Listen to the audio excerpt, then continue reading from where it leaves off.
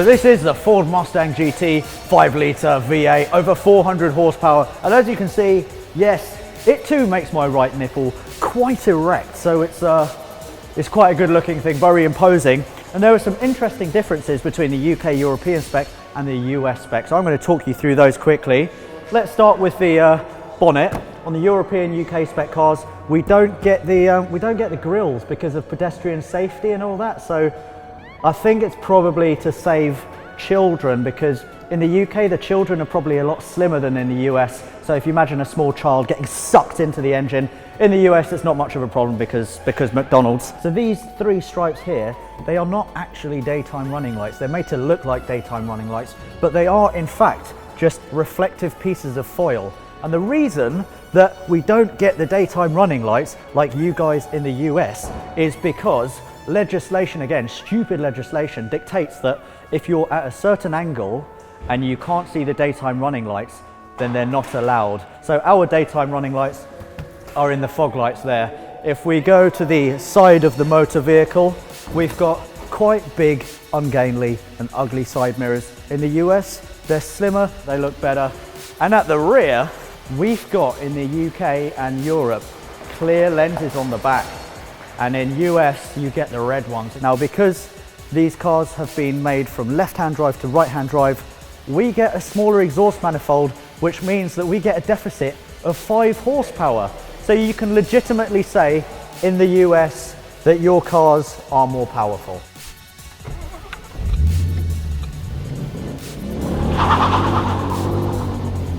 Oh yeah, it burns rubber. Definitely burns rubber. Oh, it's so refreshing to have a car that loves to do burnouts, and it will do it all day long, because there is oodles, buckets, shed loads of torque in here. So I am living the American dream in the UK. I've got a Ford Mustang. It sounds in normal mode fairly muted, but wow, it goes really, really quickly. There is so much torque. You can cruise around in this in 5th gear at about 30 miles an hour, and then it will pick up speed like super quickly. Thanks to its independent rear and new double ball joint suspension at the front, the Mustang's pretty damn comfortable to cruise around in. The 6-speed manual gearbox is quick and notchy, and actually better to use than the gearbox in the Focus RS. As for the steering, well, that's electric, which is usually synonymous with disappointing, but in sport mode it's a good weight and turns the front end in quickly. Just need to navigate this roundabout, something that Americans don't get, so let's have a try with that. Yeah, we're going round. We're going round. Did a full 360 there, so good job on that, America. Visibility, I mean, half of my view is dominated by just yellow. I've got a massive yellow bonnet in front of me. So yeah, when you look out, you realise and you understand that there's something quite beefy underneath. Oh my god, it just doesn't stop accelerating. The 0 to 62 in 4.8 seconds, which for a 1700 and something kilogram car, not bad going. So it's actually slower than the Focus RS, but obviously the Focus RS has got 4-wheel drive, etc. This doesn't share the same engine with it because this is the big old V8, but you can get the 2.3 litre EcoBoost in one of these with 317 horsepower. When the Mustang first came out, the majority split was 70-30 in favour of the V8, and everyone kind of thought that would even out, but it hasn't. People are still buying the V8 because they want to live the American dream too, little boy. Cornering hard in a Mustang is another story. Despite fat 19-inch wheels, the traction control system works overtime to make sure that the rear end doesn't kick out like a wild pony. Think of the Mustang more as a fast cruiser then, unless you're skilled enough to catch every slide. For me though, I'll keep that kind of stuff on the track. Which brings me nicely onto the next part of this video. As you can see from the pretty car-to-car footage, I wasn't taking too many liberties for fear of crashing into producer Ethan's precious Suzuki Wagon R. But what I did glean from my limited track time was that any mid-corner stab on the throttle quickly and sometimes unexpectedly unsettles the rear wheels. Straight line performance is again brutal thanks to 400 pound-foot of torque, but I thought that now was a good time to get this thing sideways. Enter Marino Franchitti, one of the recently announced drivers of the Ford GT in the FIA World Endurance Championship, who practically begged me to let him do some skids. I'm ready to be excited. Good, me too. I hope I don't excite myself because then generally it's going wrong. Yeah? Are you at that age now where stuff just... I think that's been my whole life, you know, Oh, really? since I was a child, yeah. Oh, I was going to say, looks like you're packing quite a lot there. Is that all just padding and stuff? Yeah, let's call it padding. Padding, cool. How long have you been a racing driver? I've been a professional racing driver since 2001. I've been driving go-karts since I was 7 years old. Ah, okay. It's too late for me then. How old are you? How old do you think I am? 23? Seriously? Ah, yeah. Really? Well, why not? Actually, I'm 31. Nice. Yeah. My secret, Nivea.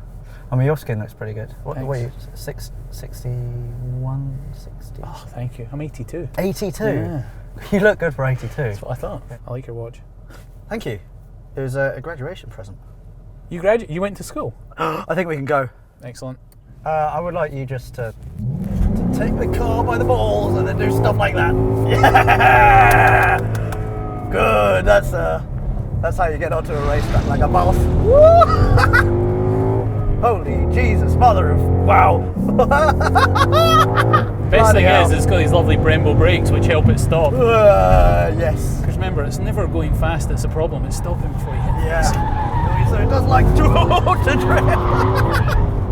Yeah, and I am like the world's worst drifter, and even I can drift it. Oh dear, oh my god. You're an animal. So for any of you guys who were wondering, where do I know this beautiful man from? You may recognise him from a certain bloody video with Mr. Chris Harris and Mr. Tiff Needles. You were driving P1, LaFerrari and 918. You said at the end of the video you didn't know which one you would take home. No, I needed all three. Well, which one would you take home? All three? I haven't asked that. Which one?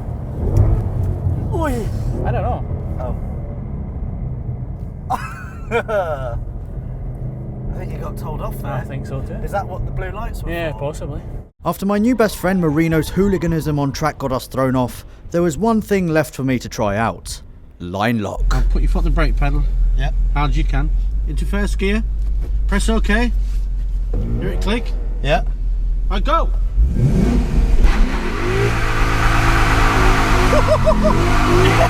Line lock.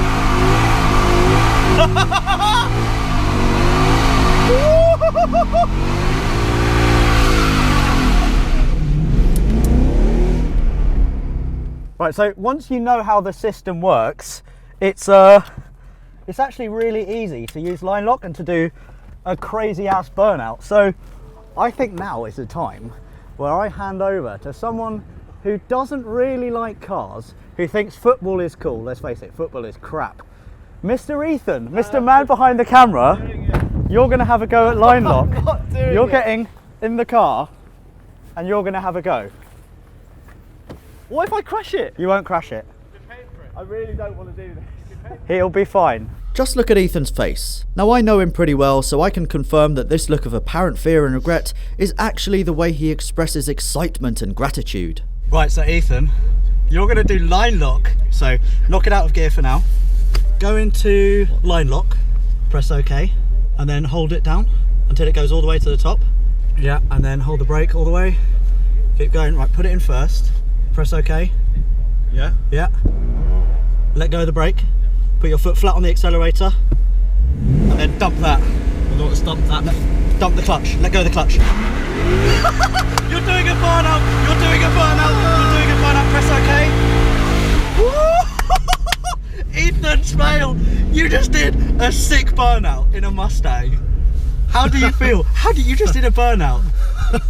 That's mental. See, if Ethan Smale can do a burnout in a Mustang V8, then anyone can. So the Ford Focus RS has got drift mode.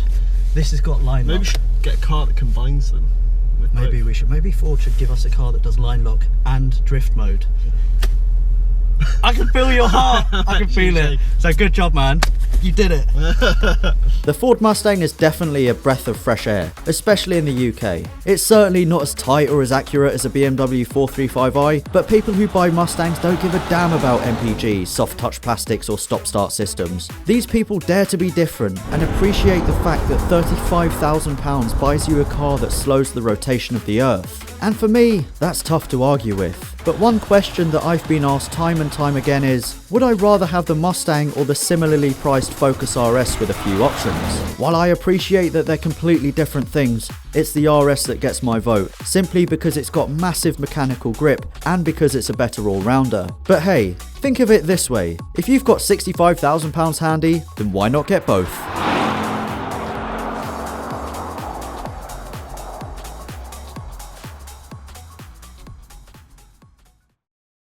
Hello everyone, make sure to download the Car Throttle app and follow me, Engineering Explained, on Car Throttle.